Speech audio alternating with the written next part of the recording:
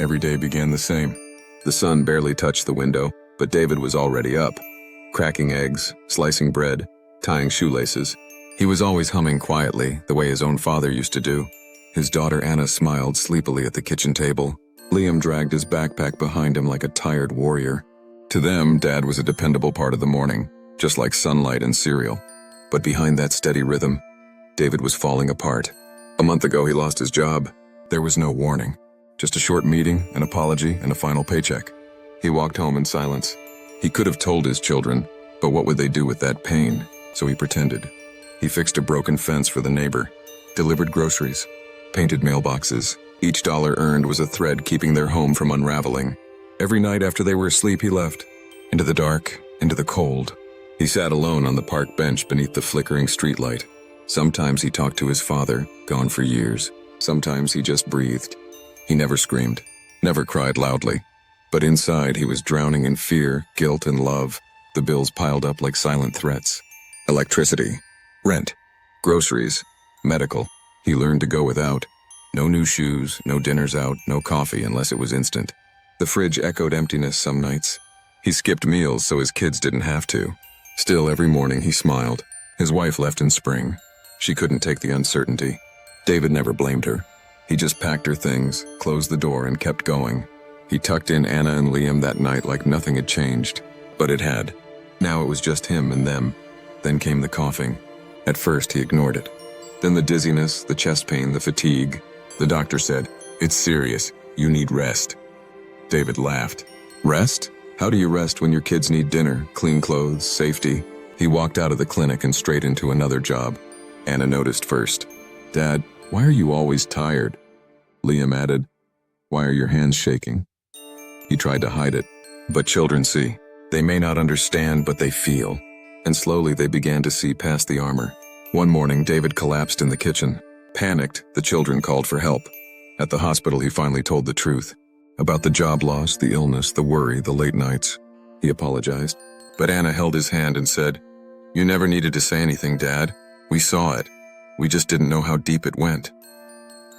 Psychologists call it invisible fatherhood, the kind where men suffer in silence, hiding emotions to protect their children.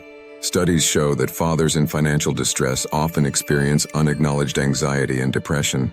They bear it all alone, not because they want to be alone, but because they want their children to feel safe, even when they don't. Children often misunderstand a father's silence.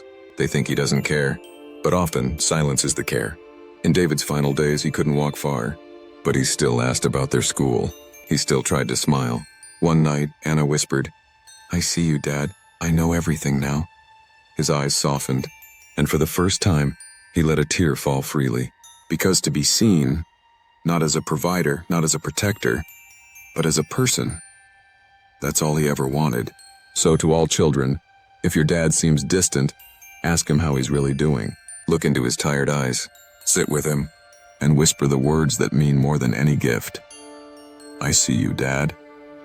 Closing reminder. If this story moved you, please like, subscribe, and join our group for more stories that reveal the truth behind parenting. Together, we're healing the stories left untold. When David collapsed the first time, the kids panicked. But what broke their hearts most was seeing their strong, unshakable father whisper, "I'm sorry I couldn't do more." He had already done everything.